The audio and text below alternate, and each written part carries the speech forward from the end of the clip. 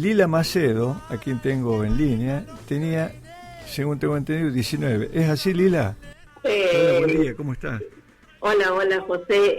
Yo en esa época tendría, no sé si había cumplido ya los 19 años, pero estaba entre 18 y 19, porque estaba estudiando en la UNCA, Ciencias Económicas, militaba dentro de la juventud peronista, en la rama de la tendencia peronista, y trabajaba en el Ministerio de Bienestar Social, con el doctor Morán. Ajá. Usted, claro, el doctor Morán era ministro de Salud. De Bienestar Social. Sí, de Salud y Bienestar Social, así es. Sí. Bueno, y lamentablemente se produce la caída del avión Piper que transportaba a su padre, al secretario general de la Gobernación. Su padre era presidente provisorio, era senador, tengo entendido, por La Paz, ¿no? Por el Departamento de La Paz, y en ese momento él presidía la comitiva porque supuestamente, no estaba en la provincia, ni el vicegobernador. Entonces en la sucesión continuaba mi papá y estaba a cargo de la gobernación. Exactamente, como presidente provisorio del Senado. Recordemos que en aquella época el gobernador era Hugo Alberto Mott, el vice Sabat, y bueno, el presidente provisorio, la tercera autoridad de la provincia, su padre Macedo. Bueno, ellos, más el piloto y el secretario general de la gobernación, que era Cola, fallecen tras la caída de este avión. También iba el vicepresidente de la Cámara de Senadores, que era el doctor Julio César Valverde. Valverde. Y el hijo de Cola, que era el director de protocolo de la Casa de Gobierno. Son 6 las personas muertas en ese avión estallado por una bomba. Claro. No es un avión que cayó por fallas mecánicas. No. Lo certifican los lugareños que lo vivieron en vivo y en directo.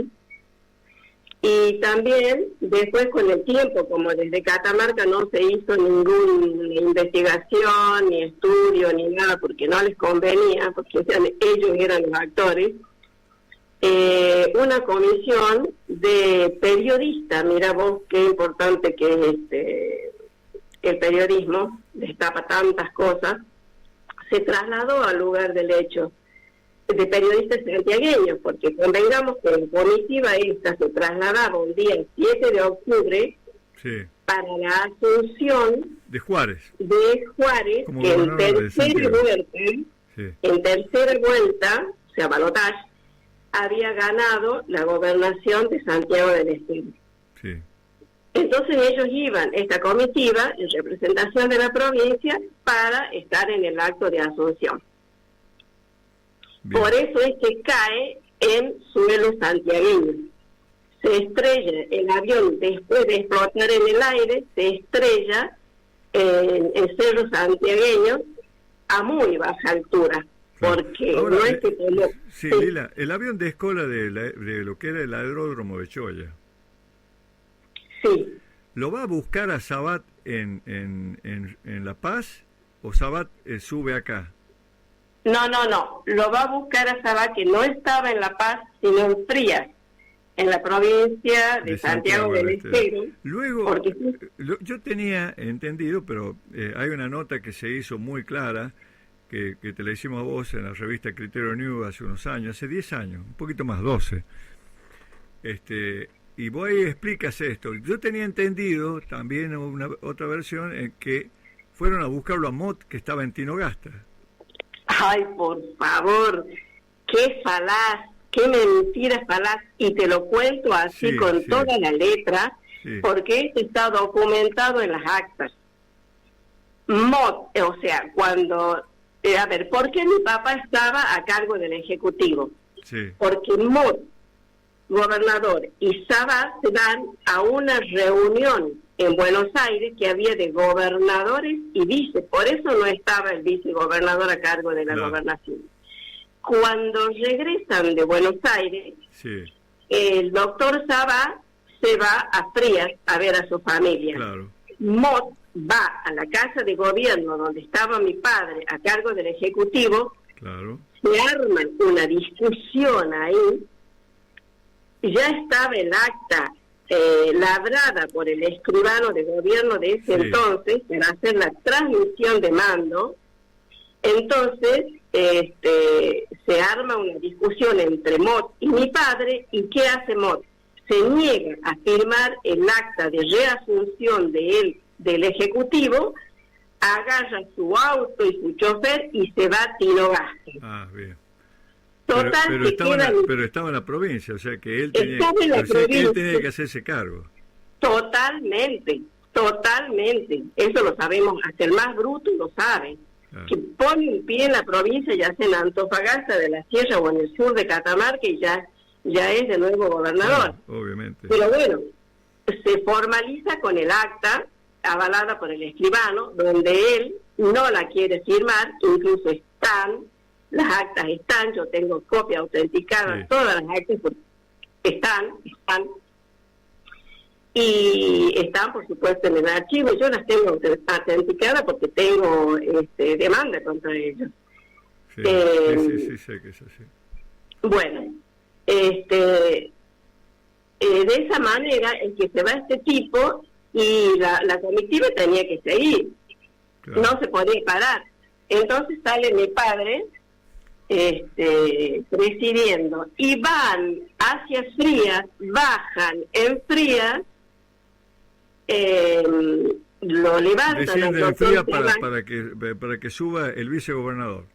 Para que suba el doctor Sabat, que tampoco estaba a cargo porque estaba en Santiago del Estero. Claro. Sigue mi padre a cargo del Ejecutivo y no bien alcanza a levantar vuelo. A las 9:10 de la mañana estalla en el aire el avión a pocos minutos de levantar vuelo y se estrella en el cerro. Bien. Y a esto te lo digo con total conocimiento de causa, porque esto sucede el día domingo, 7 de octubre, y el día 2 de noviembre hacemos una expedición al lugar, mi madre, mi hermano varón, yo, un primo hermano, para subir al cerro. Entonces los lugareños nos llevan por el cauce seco de un río y nos hacen subir al cerro. ¿Te imaginas que para subir al cerro y llegar al lugar donde estaban los pedazos, pedazos del avión, para que podamos subir nosotros no era demasiado alto? Esto te lo digo como para que te des una idea. Graficar cómo estaba. Exacto, así es. Ahora, sí, Lila, continúa. Digamos, esto viene a colación porque vos me lo preguntaste. Sí. En realidad, hoy, 24 de marzo de... No, está bien, estamos hablando de otra cosa, pero es muy importante esto porque esto lleva al por qué luego vos padeces la prisión. Esto ocurría, para graficar a la gente, para que entienda, estamos hablando del 7 de octubre del año 1974. Sí, 73, perdón, del año 73, cuando, bueno, como habrán escuchado ustedes, gobernaba la provincia el justicialismo y lo encabezaba a la gobernación, por supuesto, Hugo Alberto Mott, ya fallecido, y pasó lo que Lila dice. Ahora, ¿por qué viene esta historia? Porque un tiempo después, ya en el año 74, casi un año después, un poco menos, ya existía lo que se denominaba el terrorismo de Estado en plena democracia.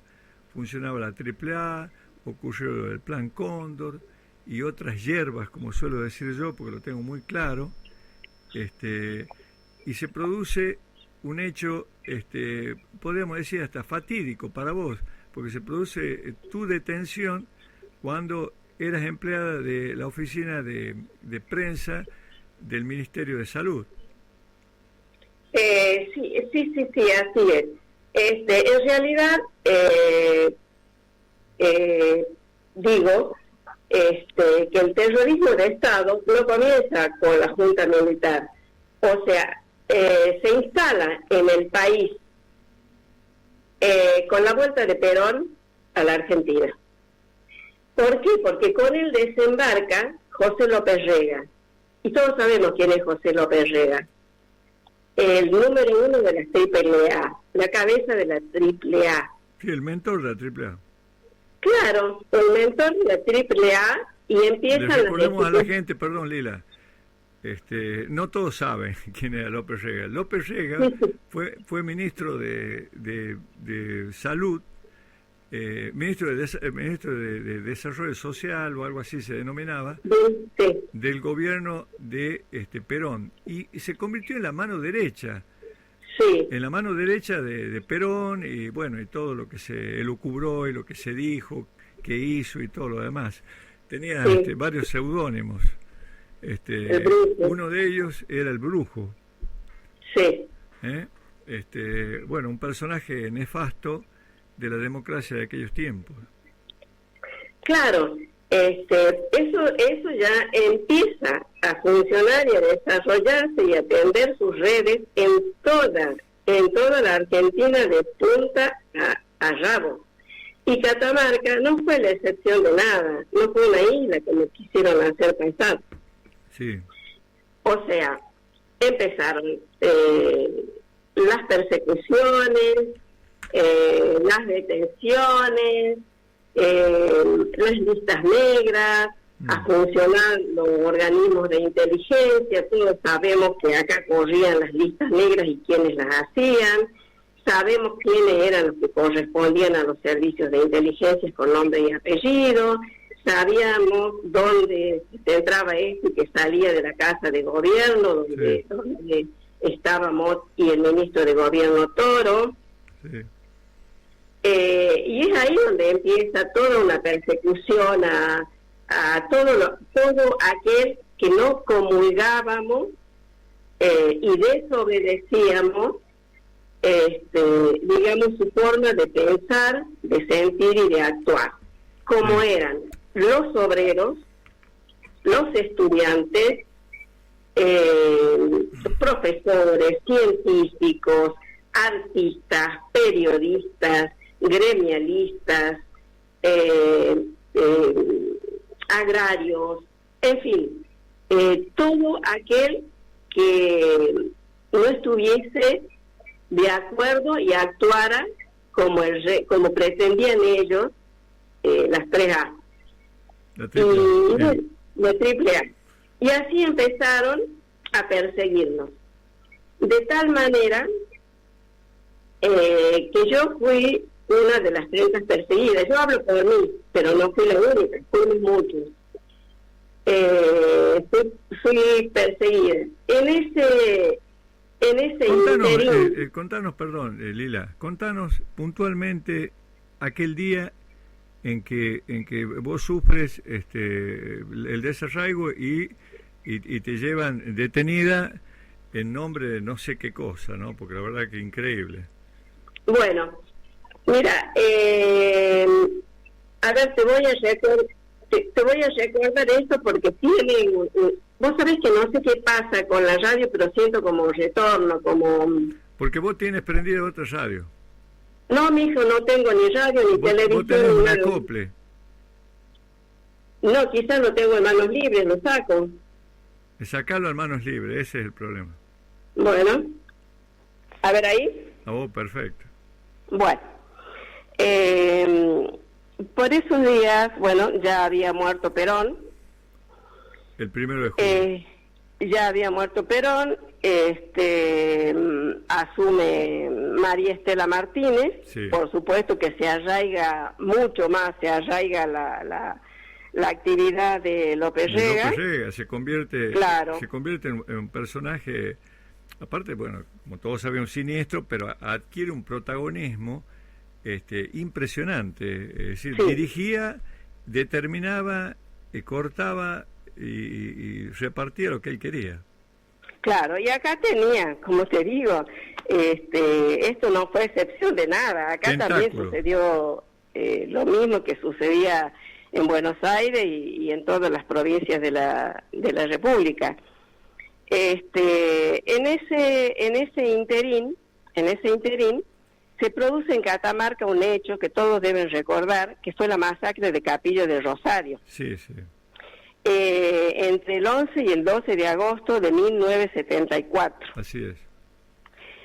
Bueno, yo, como militante, como estudiante y como... ¿Militante de qué? Ya dije, de la juventud peronista, Bien, del bien. ala de la tendencia peronista. Bien. Viste que matan 14, fusilan directamente, en la masacre fusilan 14 combatientes. Quedan otros tantos, sobreviven. Y esos son llevados primero a la alcaldía y después luego a la cárcel. Entonces, yo, como militante, me solidarizo con ellos, pero no desde lo ideológico, porque ellos pertenecían a la Compañía del Monte, Ramón Rosa Jiménez, PRTR. Y yo era de la juventud peronista, o sea que no era la misma ideología. Pero ante esta circunstancia, que ellos estaban tan desvalidos, tan vulnerables, ya se estaban manifestando de muchos partidos políticos, como desde, para que te des una idea, desde la Democracia Cristiana, a través de Roberto Díaz, saca un comunicado donde ellos piden por la no tortura y por que les den garantía a los que quedaron vivos. Y bueno, se reúnen, que será motivo de otra charla, se reúnen entre ellos Silvio Frondizi, el Cuqui Curuchet, Mardonios Díaz Martínez, Julio Marcoli y varios abogados para defenderlos a ellos. ¿Por qué? Porque ya te digo en qué condiciones estaban. Casi ninguno era de Catamarca, todos eran de distintas provincias del norte, y sobre todo formamos este tipo de cuasi comisión. Yo, mis compañeros de militancia, algunos de universidad, para asistirlos a estos muchachos. Bien. Bueno, esto te lo cuento porque después te vas a dar cuenta. Esto sucede en agosto, entre el 11 y el 12 de agosto de 1974. Bueno, en agosto, septiembre, octubre, noviembre, pasan 3 meses y el día 6 de noviembre de 1974, mediante decreto del Poder Ejecutivo Nacional, avalado por las cámaras, a nivel nacional, Martínez, Isabel María Estela Martínez dicta el estado de sitio, establece el estado de sitio. Para aclarar a la gente que no conoce, el estado de sitio restringe todas las garantías constitucionales.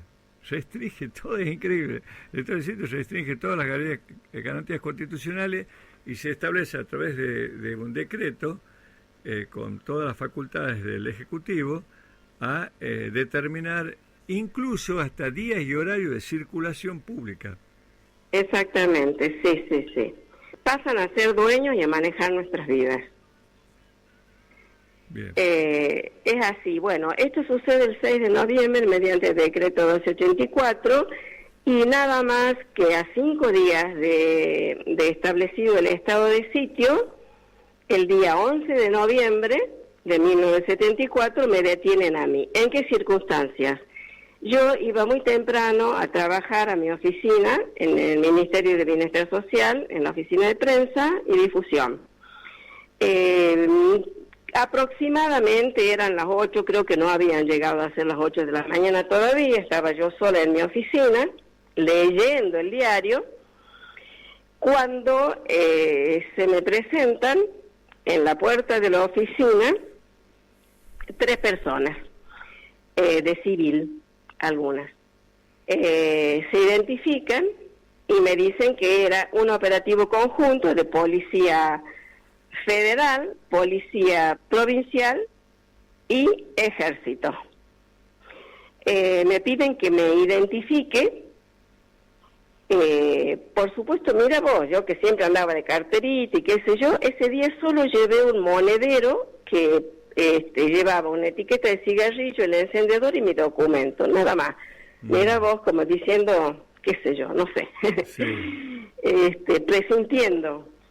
Y me identifico, y entonces ellos no me muestran nada, sino que me dicen verbalmente que en virtud del estado de sitio y por orden del Poder Ejecutivo quedaba yo detenida.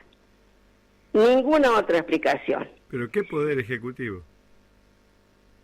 Y bueno. ¿El provincial o nacional?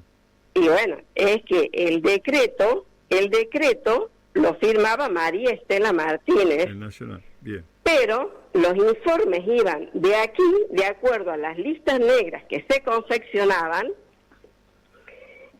para que allá se hagan los decretos y los manden, porque era el Poder Ejecutivo quien dictaba el estado de sitio, pero el Ejecutivo Nacional, pero el Ejecutivo Provincial a esto no lo desconocía, sino que era partícipe. No, bueno, las provincias se debían allanar. Y bueno, y se debían allanar y pasar sus listas también a quienes debían detener. Claro. Es obvio.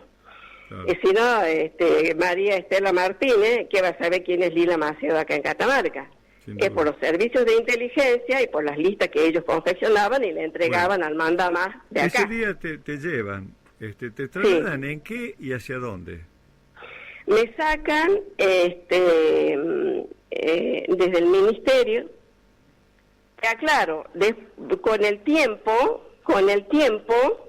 la prensa se ocupa de investigar y qué sé yo, la prensa de Catamarca, y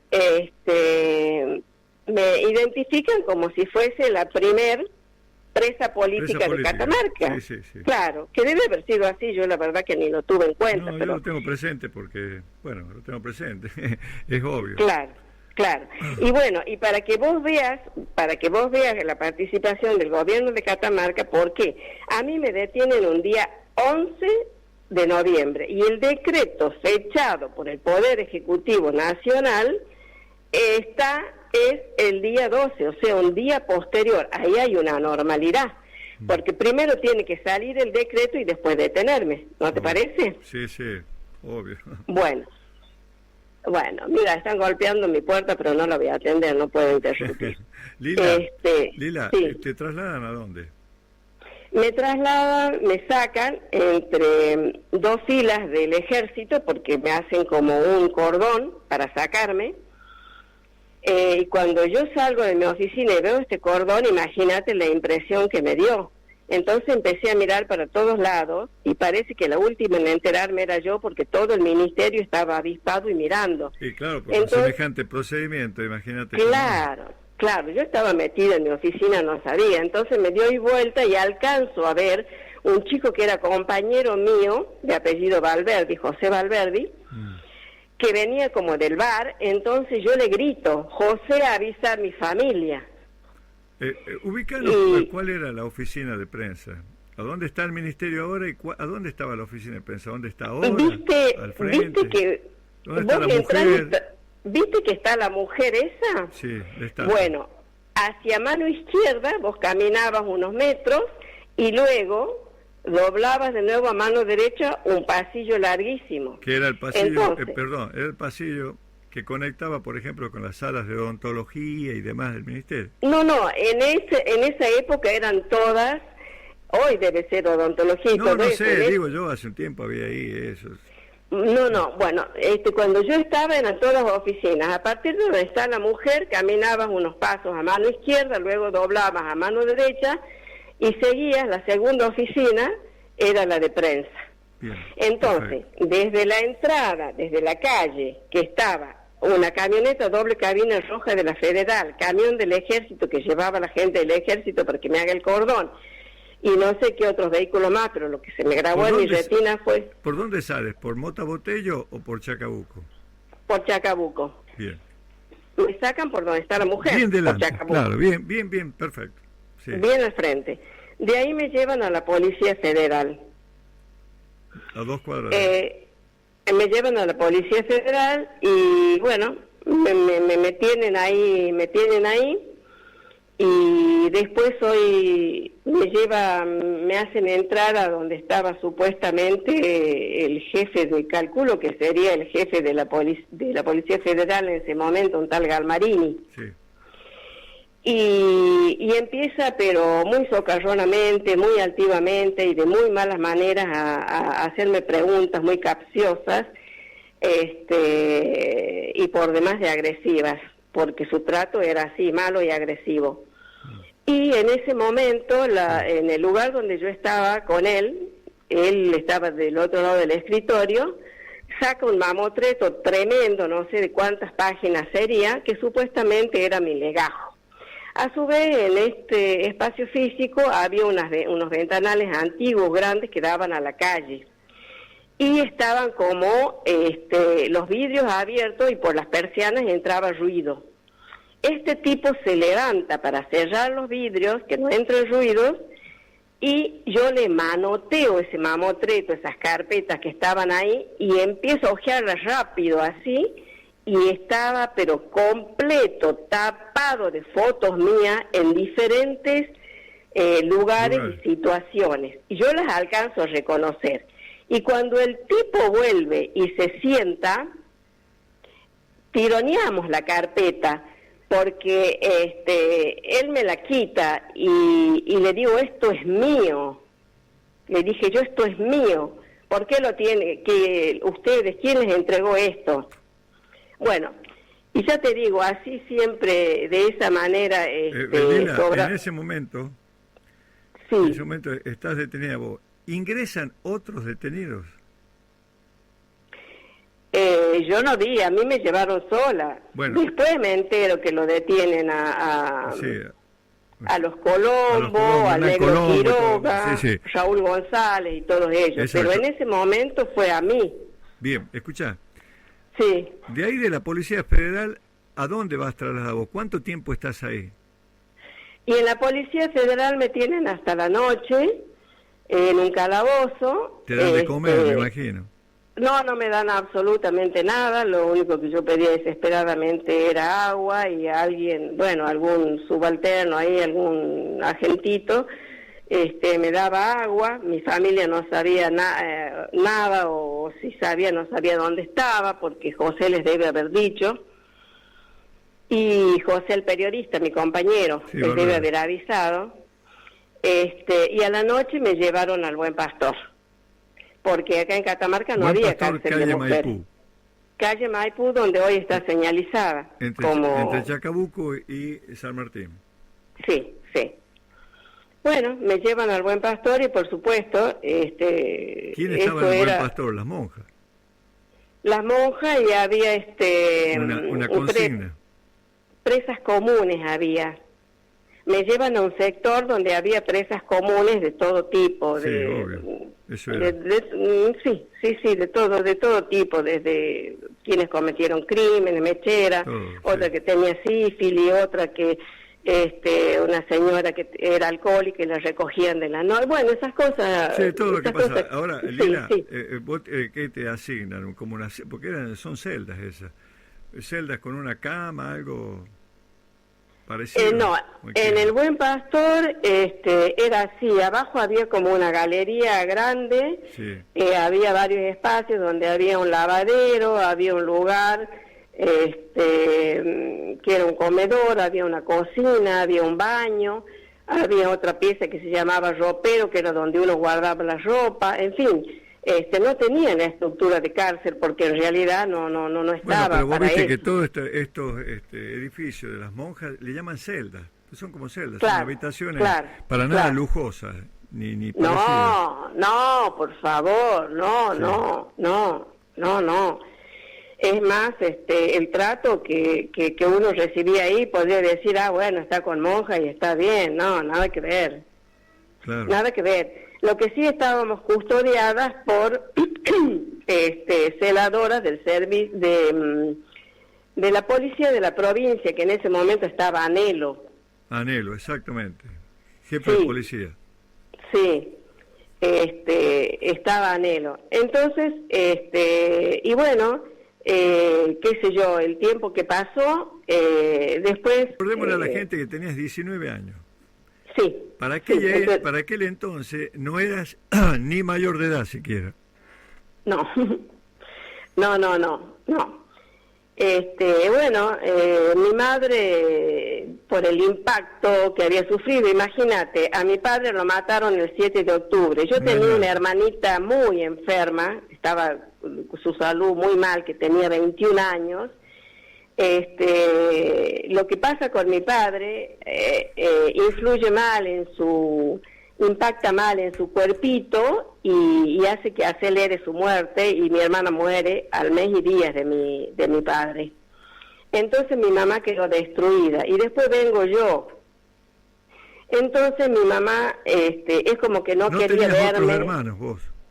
Sí, tenía un hermano varón menor de edad, que creo que tenía 17 años en ese momento, y otra hermana menor que tenía 13 años. Bien.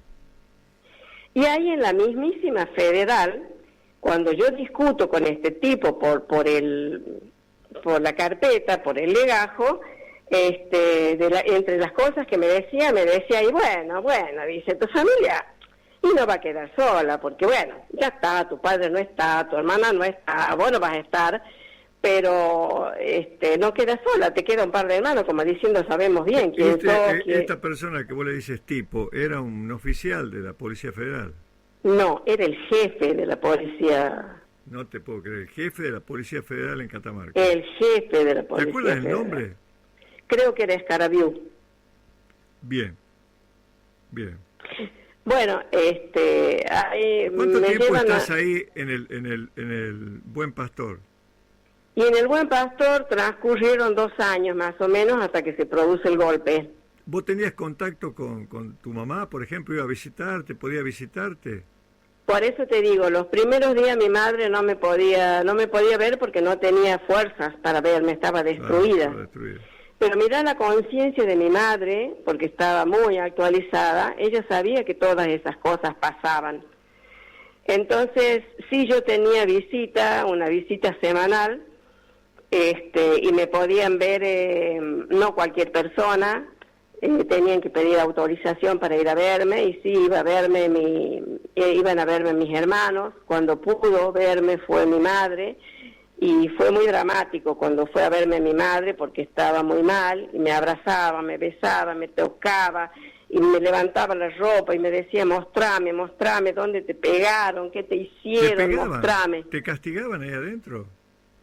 No, en ese momento no, pero ella sabía que estas cosas pasaban, porque era una mujer muy actualizada, y estas cosas ya venían pasando con el terrorismo de Estado. Bien. Entonces ella sabía y estaba actualizada, entonces ella pensaba que a mí me había pasado esto. Claro. Y yo le mostraba las partes que le podía mostrar a mi mamá en la visita, y le decía, no mamá, quédese tranquila, no tengo marcas, no me torturaron, no me pegaron acá en Catamarca. Bueno, y es así que ella, como pudo, desde el primer día que me vio hasta el último día, ella me decía, yo te voy a sacar, yo voy a luchar, yo te voy a sacar. Y bueno, eso fue lo que me mantuvo. Bueno, todo ese tiempo pasó, Lila, y viene el 24 de marzo del 76. ¿Qué cambia? ¿Cómo es? Bueno, para el 24 de marzo del 76 yo estaba muy mal de salud. Había bajado muchísimo peso, y no te miento cuando te digo que tenía 39 kilos. Epa. Había estado internada en la clínica del Valle, allá en San Martín. ¿Vos tienes 1,65 m? No, yo tengo 1,60 m, ya tendré 1,58 m, porque con la edad uno se encoge, pero en ese momento te tenía vas a 1,60 encoger, estás bien, Lila, como siempre. Después tuvimos, no sé si la suerte de ser compañeros en el Senado. Sí. Pero esta ya era del año 83 en adelante. Sí, que me tomó, ¿quién me puede haber tomado ahí? Sí. Y el doctor Morán, ¿quién más? Que era vicegobernador. ¿Quién más? Excelente persona, extraordinario. Excelente. Me defendió hasta donde pudo en el ministerio, porque hace rato parece que pedían mi cabeza. Sí, sí, sí. Y Figueroa también se portó muy bien, ¿no? El Chinita Figueroa, uno de los pocos, los dos pocos que fue. Persona también. Estamos ya en el 76. ¿Qué es lo que pasa? Te decía que yo estaba muy, muy mal de salud, me habían internado porque llegó un momento, digamos, el primer tiempo de detención, el primer año, yo decía, bueno, ya voy a salir, porque con el decreto a mí no me daban derecho a la defensa, por más que mi mamá pedía, escribía personalmente, se entrevistaba con uno y con otro, pidiendo que se me abra una causa, que se me dé derecho a la defensa, porque si no yo iba a estar indefinidamente como estuve, detenida por un decreto, y fui liberada por un decreto, jamás se me abrió una causa. Tu detención era clandestina totalmente, no tenías una causa totalmente de la que vos te puedas defender legalmente. Totalmente, claro, sí.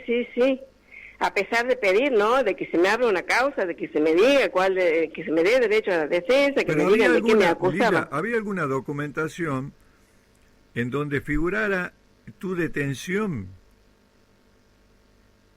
Documentación en el decreto de ellos, nada más. Pero en el decreto decía tu nombre. Decía mi nombre, sí. ¿Y bajo qué causa? ¿Qué decía? No, en virtud del estado de sitio y por orden del Poder Ejecutivo, prerrogativa que te da el estado de sitio. Perfecto, pero ahí establecía, deténgase, prívase de la libertad a tal, por subversiva, ¿por qué? ¿Por algo? No, en virtud del estado de sitio y por orden del Poder Ejecutivo y la lista. Nada más, perfecto, bien. Nada más. ¿Te acuerdas? Bueno. Una sola partecita para atrás. ¿Te acuerdas con quién estuviste privada de la libertad ahí en el Buen Pastor? Sí. Al tiempo de estar yo detenida, un día llegó Cristina Ibáñez, María del Carmen Castillo de Gómez. Bien. O sea, Mami Castillo era prima de Oscar Castillo y era casada con el Pelado Gómez. Así es. Del FIP. Sí. Después tuvo también Magdalena Durrón, que era una docente de Pomán, que fue muy perseguida. Su hermano, por ejemplo, era cura, era de los jesuitas, de la Compañía de Jesús.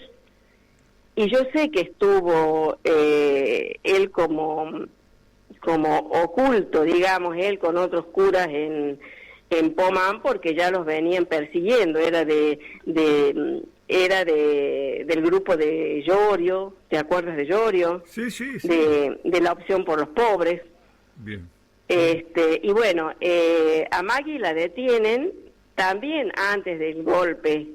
Y Maggie tiene la oportunidad de irse del país, estuvo muy poquito en el Buen Pastor y tuvo la oportunidad de salir del país y fue exiliada a Francia. Ahí recordemos a la gente que el Ejecutivo Nacional te daba una opción, en algunos casos, de irte del país. Irte del país o seguir detenido. Que fue el caso de los Marcoli, por ejemplo. Claro, exactamente, que ellos alcanzaron a estar muy poco tiempo y se fueron. En el caso mío me lo denegaron. Fue pedido y me lo denegaron. Bien. No me dejaron salir del país. Terrible. Bueno, llega el 76. Bien. Bueno, vos me preguntabas con quién más estuve. Sí, estaba Cristina, esas en el Buen Pastor, y sé que en otras comisarías de la provincia estuvieron otras personas. Sí, está bien, pero esto que tuviste en el Buen Pastor, el testimonio que bien lo dijiste.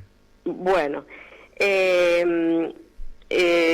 un buen día, después ya estando el golpe, un buen día, se viene una de las celadoras de la mañana y así muy selectivamente nos dicen, Lila Macedo, Cristina Ibáñez se preparan porque van a ser trasladadas al juzgado porque la requieren del juzgado federal.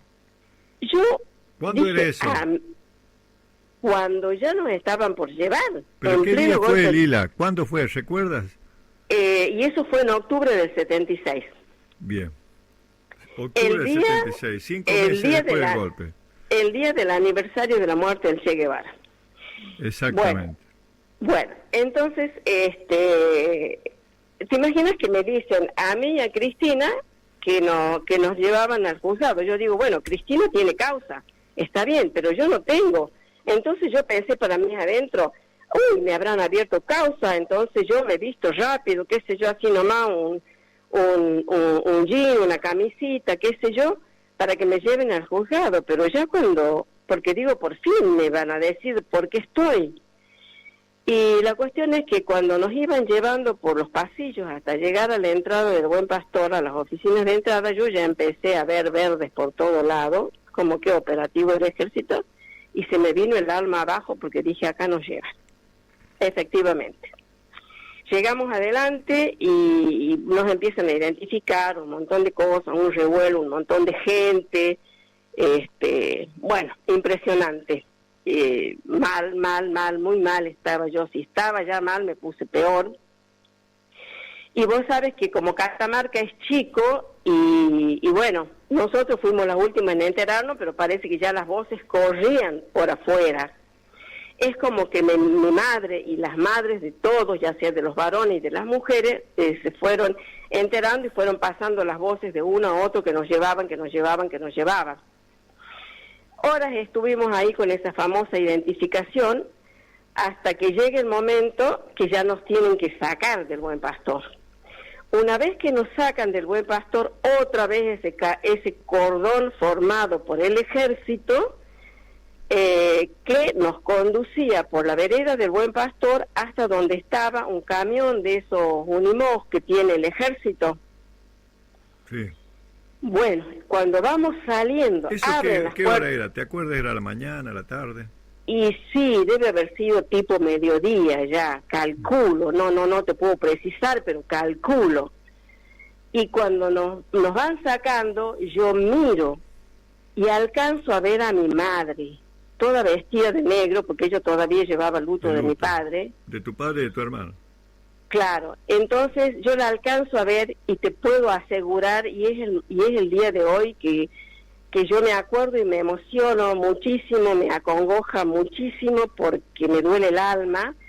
Nos miramos, cruzamos la mirada con mi madre y ella gritaba así desgarradoramente llorando y decía, a mi hija no, a mi hija no, a mi hija no. Y era como una suerte de despedida, porque nos mirábamos y ninguna de las dos sabíamos si nos íbamos a volver a encontrar, porque ni ellos ni nosotros sabíamos cuál iba a ser nuestro destino, hacia dónde nos llevaban. Eso se me grabó a fuego y es el día de hoy que me tortura. Sí, claro, hasta los sueños, te digo, hasta los sueños. Bueno, nos hacen subir al Unimog, a la parte trasera, viste, así como lo llevan a los Colimba, Sí.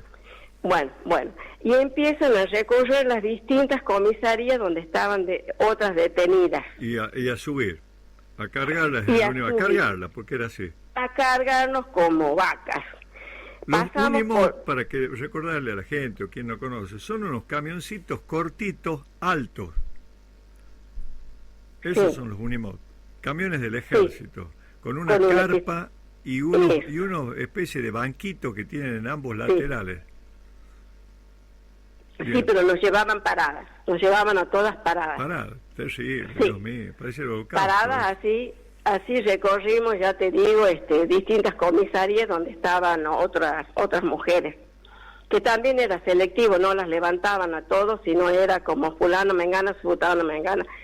Y pasamos por el hospital San Juan, que estaba allá abajo, y donde estaba internada Beatriz Ciancio de Agüero, la mujer de un médico que estaba trabajando en el interior de la provincia, él como médico rural. Y estaba internada ella porque sufría de asma, y la sacaron de camisón con un ataque de asma que no podía ni respirar esta chica. Y así nos llevaron hacia el aeropuerto Felipe Varela. Por supuesto que cuando llegamos al aeropuerto Felipe Varela, no nos llevaron a donde aterrizan los aviones de aerolíneas, sino que se metieron al campo mismo. Lo que pudimos ver era detrás de todos esos arbustos que había, un Hércules de la Fuerza Aérea totalmente abierto, con decirte que los parientes nuestros, que ya parece que iban siguiendo los rastros de dónde nos llevaban, ya algunos estaban instalados ahí con la intención de poder vernos, y a los lejos detrás, porque no los dejaban pasar, detrás de esos arbustos y árboles y cosas, alcanzaron a ver. Y yo tenía un primito hermano chico que andaban, porque probablemente no lo habrán podido dejar en la casa, como de 7 añitos. Él volvió tan impresionado y lo describió al avión Hércules como que era un tiburón con la boca abierta. Y quedó tan traumatizada esta criatura que empezó a pintar todas las paredes de la casa y en el jardín y en todos lados, de que ese era el tiburón que me había comido a mí, que me llevaba. Y de ahí surge, no sé si vos escuchaste, el tema que hizo María Paula Godoy. Sí. Que donde dice Catamarca no fue una isla, donde habla de un tiburón y del avión, no habla de un avión, sino del tiburón. El Hércules. A eso se refiere. Muchos que le escuchan dirán, ¿y esto qué sentido tiene? Sí, bueno, sí. Yo te lo estoy contando a vos. Totalmente. Lila, sí. ¿Cuántas mujeres subieron al avión? ¿Te acuerdas? ¿De Catamarca? Sí. Y bueno, era Cristina, era yo, seguro, era Beatriz Ciancio, era Kika, María Susana de Martín y de Rivarola, que era médica y era la mujer del médico que era director del psiquiátrico de la Merced, que los detuvieron a los dos.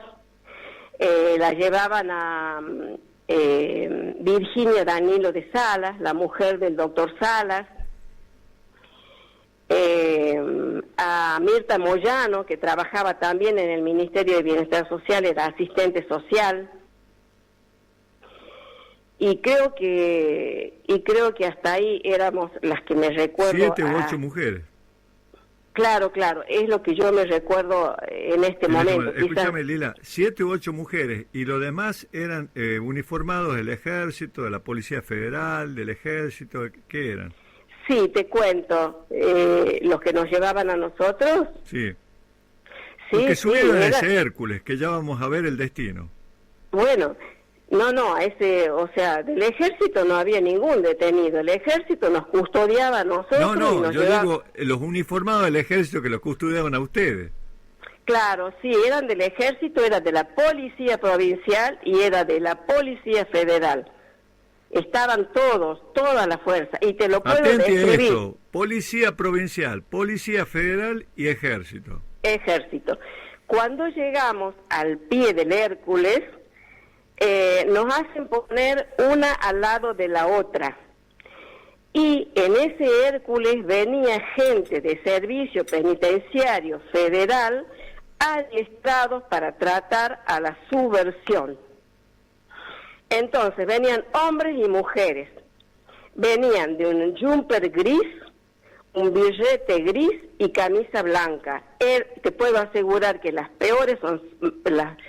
son peores las mujeres, más torpes y sanguinarias con las mismas mujeres que los hombres. Entonces nos hicieron poner una al lado de la otra y nos vinieron esposando. A mí me esposaron con Cristina Ibáñez, de ambas manos. A mí con Cristina, una mano de cada uno. La mano derecha tuya con la de izquierda de ella, una cosa así. Claro. Después venía otra, yo usaba anteojos en ese momento, por atrás te pegaban en la nuca para que agaches la cabeza.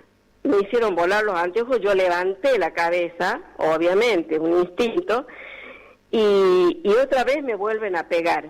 Inmediatamente me vendan, pero como a mí, a todas. nos vendan. Pero a todo esto alcancé a ver toda la cúpula esta que te describo, estaba al frente nuestro, al pie del Hércules. También estaba Dante Vega, era en ese momento ya, estaba impecable con su... Parece que iba a cantar boleros Dante Vega. Estaba con un traje color celeste pastel, camisa blanca, zapatos blancos, corbata al tono. Una Impecable. celebración. Y miraban, pero así, no se les movía un pelo, directamente miraban el espectáculo tristísimo esto. Y bueno, una vez esposadas y vendadas, nos empezaron a empujar para subir en esas condiciones la rampa del Hércules. Mirá, todavía tengo grabada en mi nariz el olor de ese Hércules. Porque vos sabés que para transportar instrumentos de guerra, toda esa cuestión de los Hércules. ¿Qué olor? Ahora, ¿olor a pólvora? ¿Olor a qué? Olor a todo, olor a regimiento, olor a pólvora, olor a grasa, olor a combustible, olor a todo. Y en ese Hércules ya venían, porque nosotros, Catamarca, dependíamos del tercer cuerpo de ejército. De Córdoba. Del sanguinario Luciano Benjamín Menéndez. Entonces venía Salta, Tucumán, La Rioja, Santiago del Estero, y venían a Catamarca a levantarnos a nosotros, porque eso éramos los del tercer cuerpo. Pero eran todas mujeres las detenidas. Sí, en ese vuelo nos llevaban a mujeres, por eso rieles en sentido ascendente, sí. Era como una plataforma, nos resbalábamos, nos caíamos, qué sé yo, bueno, nos hacen sentar como Buda, con las piernas cruzadas. Las piernas cruzadas, sí. En la mano que llevábamos esposada con Cristina, nos engrillan al piso del avión. Y con la mano que quedaba desocupada, nos hacen empujar la cabeza en medio de las piernas. Más o menos te das una idea cómo es. Sí, una posición como fetal, pero obviamente sí. Claro, bueno, de esa forma.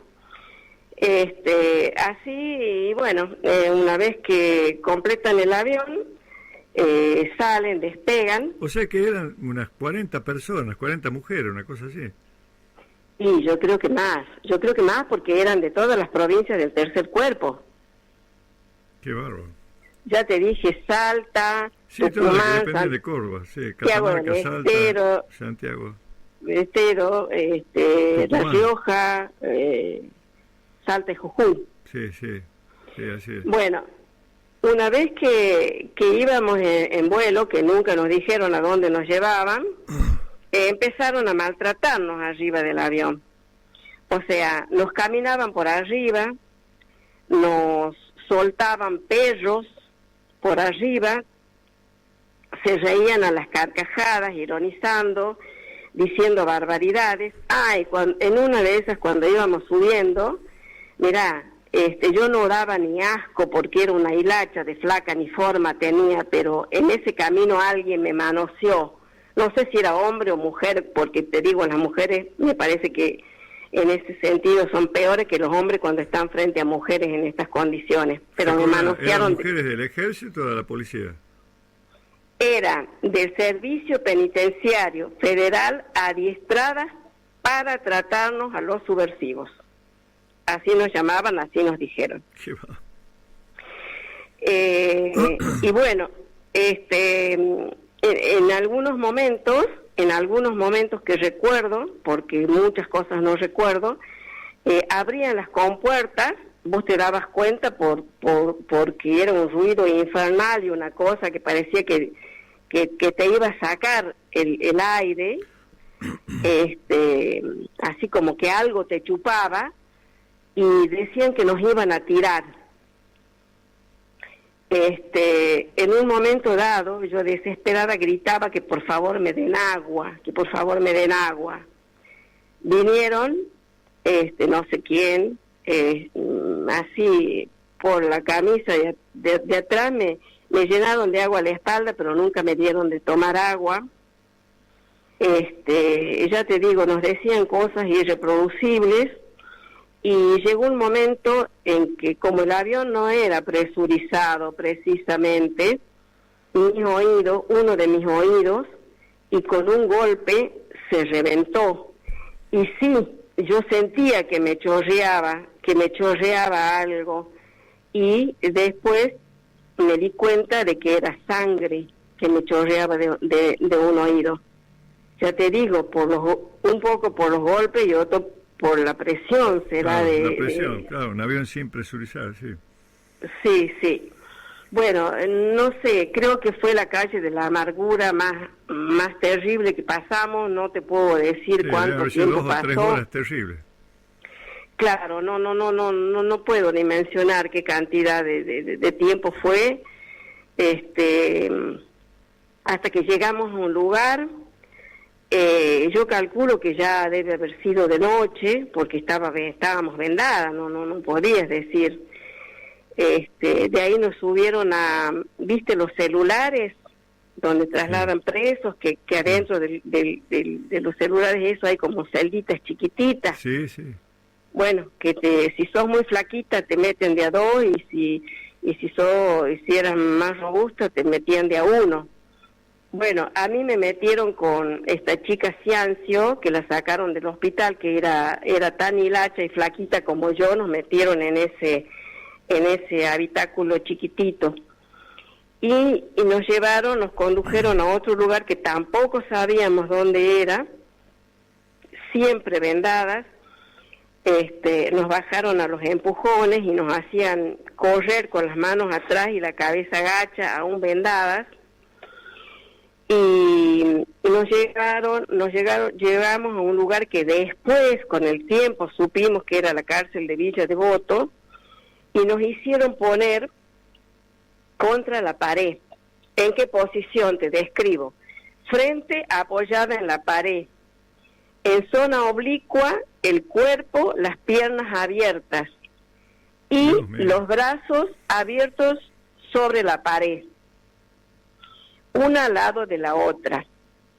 Yo te imaginas que en el estado en que estaba, o cualquiera que no haya estado enferma, no aguantaba. No, entonces, y venían, sola.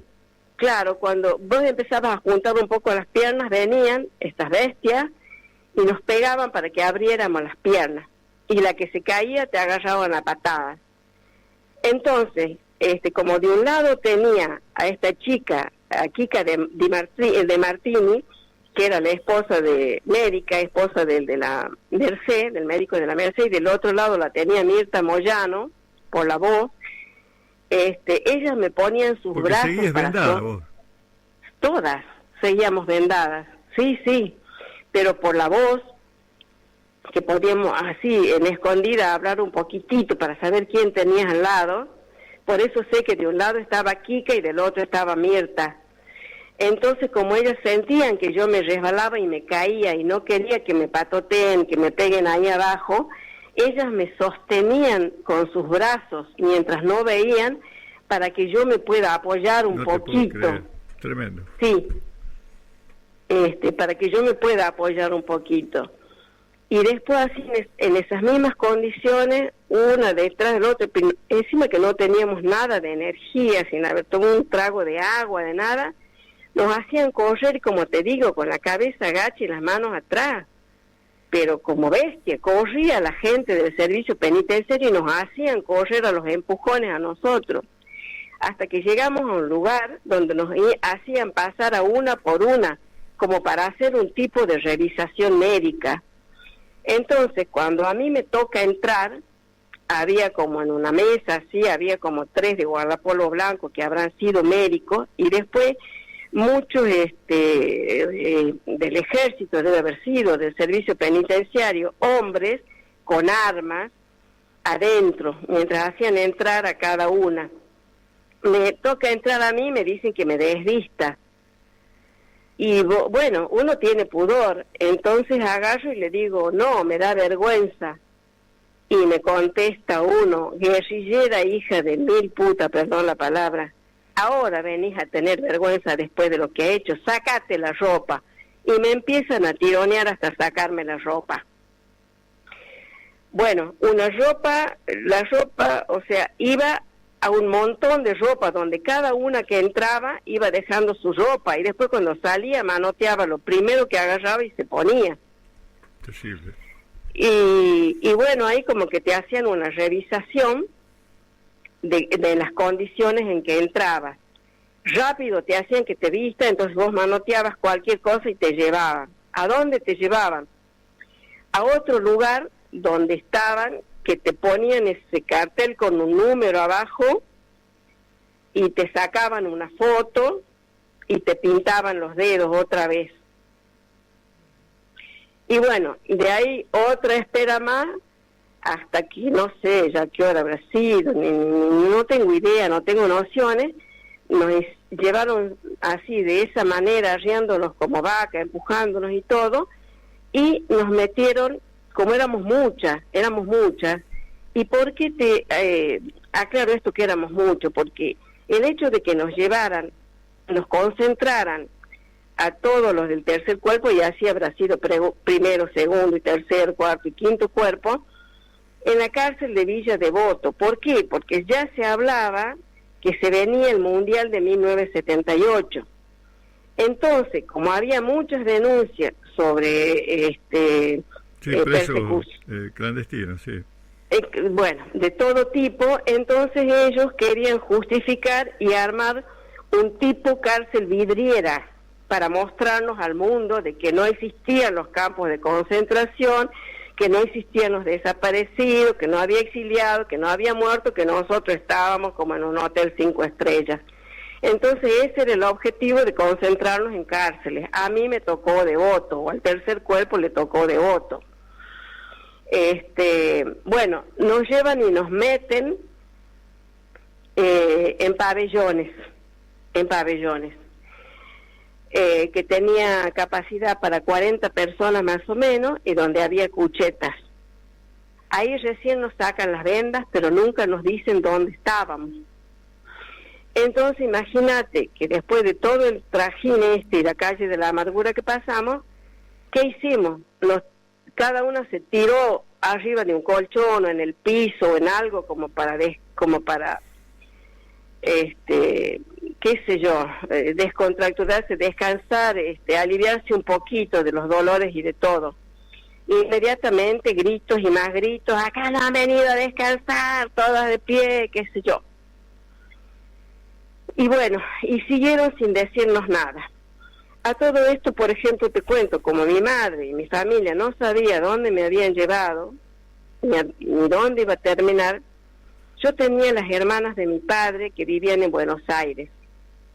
Entonces, mi madre habla con una de las hermanas de mi padre, que era de la Legión de María, y le pide que por favor, a través de la Legión de María, de la iglesia, traten de buscarme, a ver si estaba en algún lugar de Buenos Aires que se me pudiera identificar, o qué suerte habría corrido yo. Y es así como mi tía despliega todos sus contactos de la Legión de María, y pasado varios días, viene una celadora, porque nos dan uniforme, sí. Estábamos disfrazadas, ya te digo, disfrazadas, sí. Ahí, entonces nos dan uniforme para poner los pantalones y chaqueta azul, qué sé yo. Viene una celadora, me dice: Macedo, y me dice: tiene asistencia espiritual. Entonces yo digo: ¿qué es esto de asistencia espiritual? Y bueno, qué sé yo, estaba entregada, estábamos en manos de ellos, entonces me sacan y me llevan. Y me largan en un cuartito chiquito así, donde estaba un cura vestido de gris, de sotana. Él veía el miedo en mi cara, los signos de pregunta que habrán tenido mis ojos, no sé, tenía terror de hablar. Sí. Porque sabía que la iglesia estaba implicada en todo esto también, y digo, capaz que viene a sacarme cosas, qué sé yo, no sé, pensaba cualquier cosa, y me dice: mire, yo vengo acá, estoy acá, porque soy de la Legión de María, este es un pedido de su tía, que es de la Legión de María, y ella me pidió que por favor ayude a buscarla, a identificar en qué lugar podría usted estar. Lo que le voy a pedir, me dice, es que a esto no lo repita.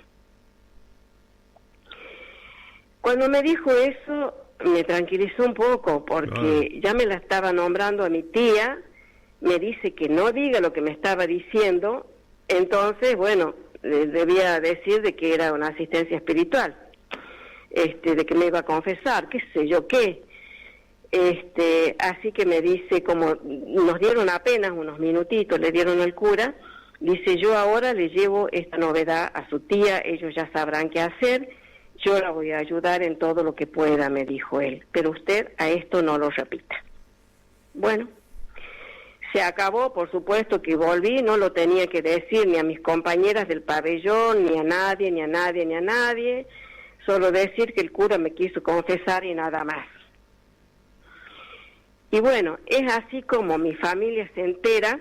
Bien, ¿y qué pasa después? ¿Qué pasa? ¿Cómo siguen los días? ¿Las torturas? Bien. Bueno, me vuelven al pabellón, pero la cosa no queda ahí, porque ellos ¿qué hacían? Ellos de todas maneras nos querían destruir.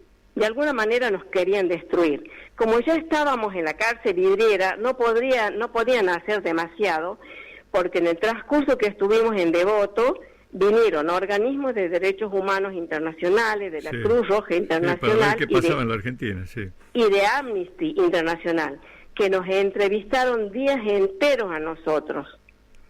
Entonces no podían evidenciar demasiado lo que nos hacían, pero que pasaban cosas, sí pasaban, y ahora te voy a contar algunas. Bueno, en ese primer momento estuve en un pabellón, después había primero, segundo, tercer piso, cuarto y el quinto donde estaban los chanchos, que eran las celdas de castigo. El propósito de ellos era que no creáramos vínculos allá adentro. Y yo te digo sinceramente, en las condiciones que a mí me llevaron, yo decía, yo me muero, me lleven a donde me lleven, yo me muero. Y mira lo que pasa, cuando en Devoto encuentro el calor y la solidaridad de las demás compañeras que se acercaban para ayudarme, como te diría, a que no caiga, a levantarme espiritual y físicamente como pudieron. Hicieron un trabajo estímulo importante, sí. Claro, que no lo hizo ni el mejor psicólogo que me tocó. Creo que lo que hicieron mis compañeras por mí, esa solidaridad que yo creo que me vino de vuelta de lo que yo hice acá con los de Capilla del Rosario, ¿no? Porque todo vuelve en la vida, lo bueno y lo malo. Eso vos sabes que empezó como empecé como a sobreponerme, a levantarme, a decir, yo no me voy a dejar morir, no les voy a dar con el gusto, de acá no me van a sacar muerta. Y así fue que me fui como de a poquito recuperando, a pesar de la mala vida que nos daban, de los malos tratos. Bueno, y como no querían que formáramos vínculos entre uno y otro, hacían calecitas, le llamaban permanentemente, nos rotaban, no nos dejaban las mismas compañeras. De ahí fui llevada a celdas, a otros pisos. Las celdas te las voy a describir cómo eran las celdas. Sí. Las celdas eran muy chiquitas, con hierros empotrados en la pared, eran las camas, con unos colchones de goma espuma llenos de chinches, de piojos, de todo lo que vos te puedas imaginar. En la punta de la celda teníamos, en la celda entrábamos 4, por ahí entrábamos 2, y así. Nunca estábamos mucho tiempo con las mismas compañeras y en el mismo lugar. En una punta teníamos una piletita y en la otra punta un agujero que era una letrina. O sea que vos hacías tus necesidades ante los ojos de tus compañeras eventuales. Y la piletita chiquitita tenías para lavarte la cara y nos dieron un jarro de aluminio, un plato de aluminio y una cuchara. Esos eran los utensilios que teníamos. No podíamos hacer... Bueno, la comida, imagínate cómo es la comida. Nos repartían, por ejemplo, 4 bollos de pan para todo el día. Yo me la pasaba comiendo pan porque imposible tragar la comida que nos daban. Claro. eran unos terribles tachos que donde sacaban y te servían, que vos no sabías qué es lo que era, lo que te daban, porque eran masacotes, eran masacotes, no te puedo definir lo que era. Ahora, el día que venía la Cruz Roja, Amnesty o los derechos humanos, ese día le sacaban fotos a los carros, porque ese día nos llevaban milanesa con una lechuga, un chorizo con un tomate, y le sacaban fotos para que vean que esa era la comida que nos daban a las presas políticas. Bueno, para ellos no éramos presas políticas, éramos lo más granado de la subversión, lo peor de lo peor. Claro. Tremendo, Lila, tremendo. Tremendo. Sí, tremendo. Yo sé que todo es horrible. Decime Sí. algo, lo más horrible que vivenciaste, pero también decime algo que te dio, no satisfacción, porque qué satisfacción puedes tener, pero algo que la del sacerdote es un testimonio que podríamos decir como de salvación, que es como que viste una lucecita allá lejos. Y sí, lo rescato enormemente, porque a raíz de eso, o sea, sabemos que la iglesia estuvo implicada y que Sí. hubo curas que hicieron cosas muy buenas, como otros que hicieron cosas muy malas y entregaron gente. Sí, Bueno, sí, y hubo partidos políticos que participaron sí, del golpe de totalmente. Estado, y los golpearon los cuarteles, las puertas de los cuarteles para que esto se produzca. Claro. A lo largo de los años, de más de 40 años de periodista, me he peleado con muchos dirigentes de algunos partidos políticos que de ninguna manera querían aceptar que esto fue así, y Claro. entre ellos la Unión Cívica Radical, que golpeó la puerta de los cuarteles y que Sí. fueron candidatos. Después Sí. fueron candidatos, ¿me entendés? También fue candidato Macera, ¿me entendés? En fin. Sí. Pero bueno, Empresarios también estuvieron pero metidos sin en duda, esto. pero sin duda. Sí, sí, sí. Te decía, lo más jodido que vivenciaste en Devoto. Y bueno, lo más jodido fue ir a las celdas de castigo, sufrir requisas, las requisas porque cada tanto nos hacían requisas, obviamente sin avisarnos. Las requisas, una de las veces que me llevaron a la celda de castigo, a los chanchos, fue porque En el último piso, arriba. Sí. llegaban de improviso, te abrían las puertas, te mandaban contra la pared, ¿y qué te iban a requisar? A vos, porque no tenías nada Claro, dentro de la siempre celda, tenerlo porque puesto. no nos dejaban hacer absolutamente nada, ni gimnasia, nada nos dejaban hacer, nada para que no, nos carcoma la cabeza, nos destruyamos la cabeza, todo. Como se me acaba el tiempo, Lila, Sí. como me acaba el tiempo, te digo que es la entrevista más larga que hice en los últimos años, la más larga. Bueno, Pero te- el día que te fuiste, el día que supiste que se abrían las puertas para que vos salieras de no ese- lo vas a poder creer, porque vos vas a decir es una cosa inverosímil. Un día, tipo 3 de la mañana, ¿Qué día era? no, mi hijo, no me acuerdo. Vos sabés que no, es algo que, Bueno, que pero no era, me... era el 78. 78, sí, Ya 78. había pasado el Mundial. Y debe ser, no sé, la verdad, sinceramente, hay cosas El que... Mundial fue en junio. Y claro, sí, debe ser. Hacía frío, yo sé que hacía frío. Me sacaron a las 3 de la mañana. Cuando a vos te decían, fulana, traslado con efecto, significaba que vos tenías que agarrar tu colchón y salir por los pasillos con el colchón a cuesta, porque no sabías si te llevaban a otra celda o te llevaban para desaparecer, porque te aclaro que cuando la Junta Militar viajaba a una provincia u otra, iban y sacaban. Por ejemplo, si venían a provincias del Tercer Cuerpo y venían a Catamarca, sacaban una de Catamarca, otra de Tucumán, otra, y así de las provincias del Tercer Cuerpo, donde iba a estar algún miembro de la Junta o la Junta. ¿Por qué? Porque de rehenes, porque decía, si le pasa algo a fulano, a mengano o a sutano que va a tal lugar, los hacemos boleta. Entonces, cuando te boleta era que sacaban te arrojaban del avión. te arrojaban del avión, desaparecías, no aparecía nunca más. Entonces, te imaginas a las 3 de la mañana que me digan traslado con efecto, y bueno, yo lo que teníamos por costumbre era pegar el grito, compañeras me llevan, soy fulana de tal, me llevan. Así gritábamos a todas las que nos sacaban a esa hora. Bueno, me sacaron, me llevaron, qué sé yo, a las oficinas esas, me dijeron que me iban a dar la libertad. Entonces tampoco me la creí. Me subieron a otro celular. ¿Y a dónde me pueden llevar? Me llevan a Coordinación Federal. En Coordinación me meten en una celda que les llamaban tubo. En esa celda oscura estoy yo solita. No tenía absolutamente nada más que lo opuesto. Mi familia, que al otro día, por ejemplo, a mí me sacan un día miércoles porque el día jueves tenía visita, me va a ver, y a mi familia le dicen que no me puede ver porque yo estaba sancionada. No le dicen la verdad que a mí me sacaron y me llevaron a Coordinación Federal. Entonces mi familia se vuelve a la casa de mi tía, de mi abuela, pensando que yo estaba sancionada. Por X motivo que le habrán dicho, ya ni me acuerdo. Y yo estaba en Coordinación Federal. Y ahí me tuvieron un montón de días.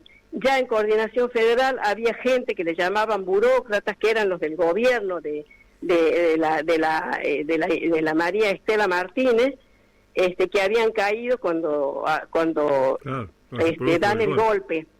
Entonces, cuando a mí uno de esos federales me sacaba una vez al día para ir al baño, que yo salía caminando como entre nubes porque no comía, ahí en Coordinación Federal, si no te llevan comida, vos no comés porque no te dan. Entonces, cuando me sacaban para el baño, esos burócratas que estaban ahí, ¿sabes qué hicieron? Me tiraron una frazada, me dejaban una botella con agua, me dejaban barras de chocolate para que yo coma. Y también de noche me sacaban y me llevaban adelante y me verdugueaban, me pegaban, me maltrataban, me decían cosas, me querían sacar de otros compañeros, me daban nombre, me decían que me pedían la captura de Neuquén. Yo les decía, no conozco Neuquén en mi vida, fui a Neuquén, no conozco.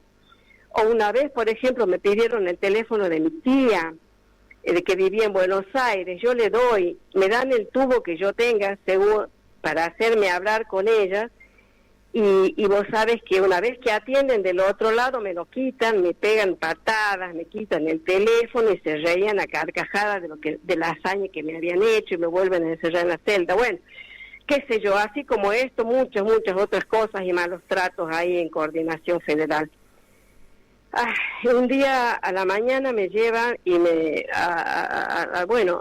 Armanda Más, que estaba ahí, y ese tipo me dice que yo ya quedo en libertad, que un agente me va a acompañar. Entonces yo le digo, pero deme algo que acredite que yo estoy libre, porque a mí me detuvieron por decreto, deme un decreto que diga que yo estoy libre. No tengo documento, no me dan documento, no tengo plata, ya había cambiado como 3 veces la plata, yo no la conocía. Mi apariencia física era de una presa. Yo entré con los pelos como yo los uso ahora, carré y rubio, y tenía el pelo hasta la cintura. Las puntas eran rubias y lo demás era negro. Mi color de la cara era amarillo verdoso porque no nos daba el sol. Entonces era obvio que era una presa la que estaba saliendo. Entonces me acompaña un cana federal hasta la puerta. En la puerta nos trenzamos, porque me decía, señorita, usted ya está libre, váyase. Y yo le decía, no me voy a ir. Yo así no me quiero ir. No tengo nada que me digan que yo estoy libre. No tengo mi documento.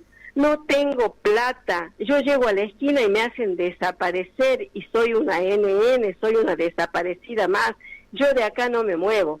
Y por la vereda del frente de Coordinación Federal se paseaban 2 jóvenes muy bien puestos, de civil, de traje, muy buen mozo, todo, y ven esta situación con el policía que me sacaba. Entonces se acercan y dicen, ¿qué pasa? No, dice, la señorita ya está en libertad, pero no se quiere ir. Entonces yo me dirijo a ellos y les digo, ¿cómo me voy a ir con esta pinta de presa? No tengo nada que acredite mi libertad, y repito, no tengo documento, no tengo plata, ¿dónde me voy a ir? ustedes me hacen desaparecer, acá hago 2 pasos y me hacen desaparecer. Y bueno, los tipos no sé qué pasó, un milagro, el universo, la providencia, no sé qué pasó, y me agarran los dos y me dice, vení con nosotros, acá a la esquina hay un bar.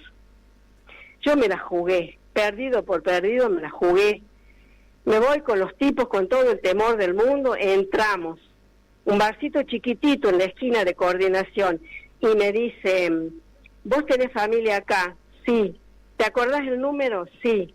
Le piden al tipo, que ya lo deberían recontra conocer, al del bar, y le piden el teléfono de esos teléfonos de línea, y me piden el número, entonces ellos marcan el número. Cuando atiende del otro lado, me pasa el teléfono a mí y me dice, bueno, decile que te vengan a buscar porque vos estás en tal lugar. Y ellos me dicen el lugar, yo ya ni me acuerdo cómo eran las calles. Uy.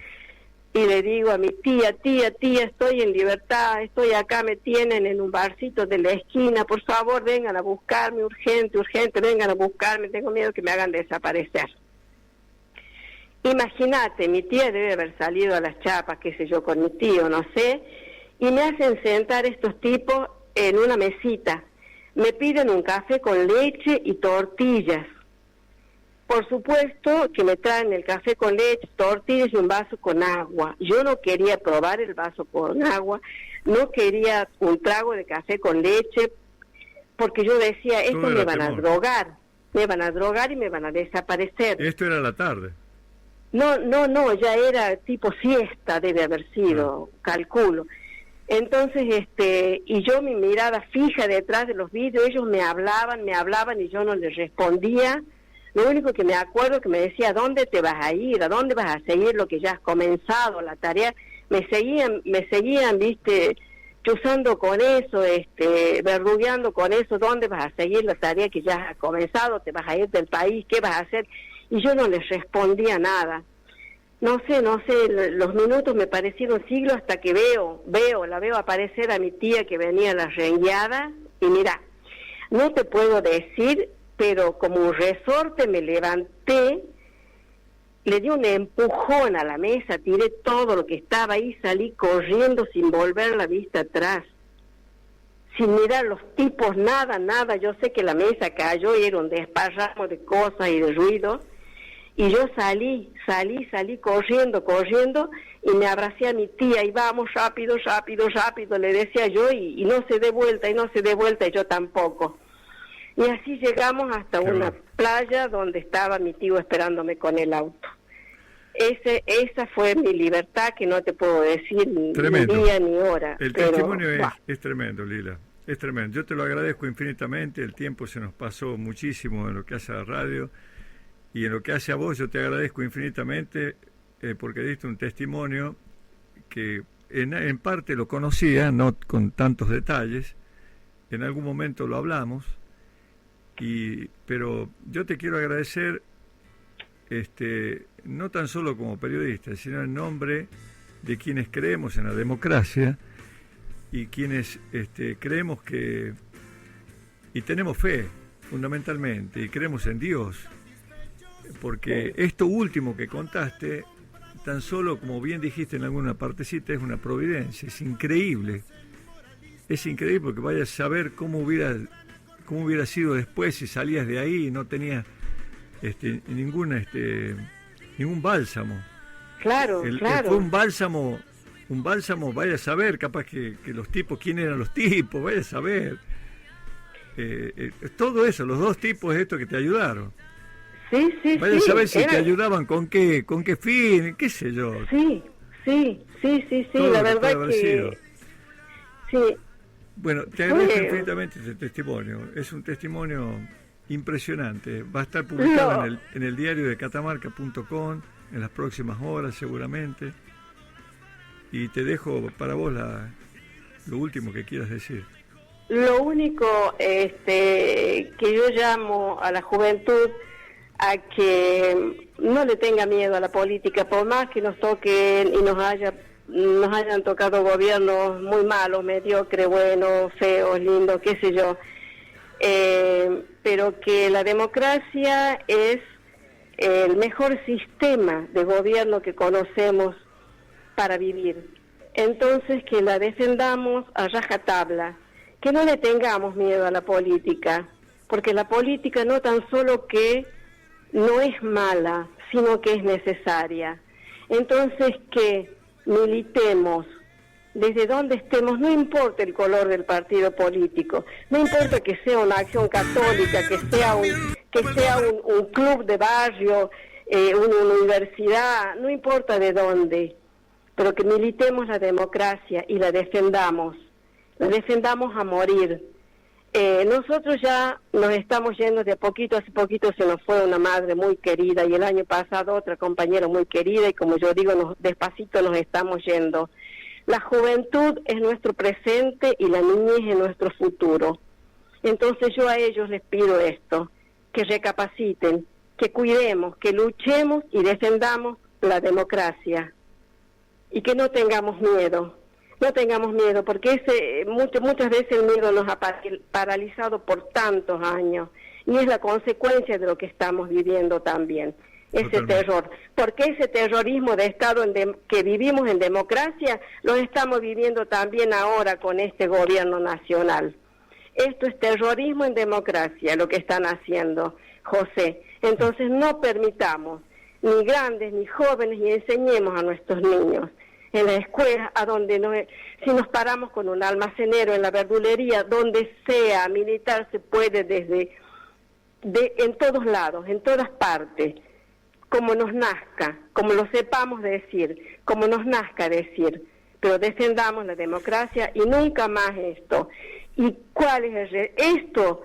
El impacto del Plan Cóndor fue terrible, nos dejó 30.000 desaparecidos, 50.000 asesinados, 400.000 encarcelados, 3.000 niños víctimas y tantos y cuantos más exiliados.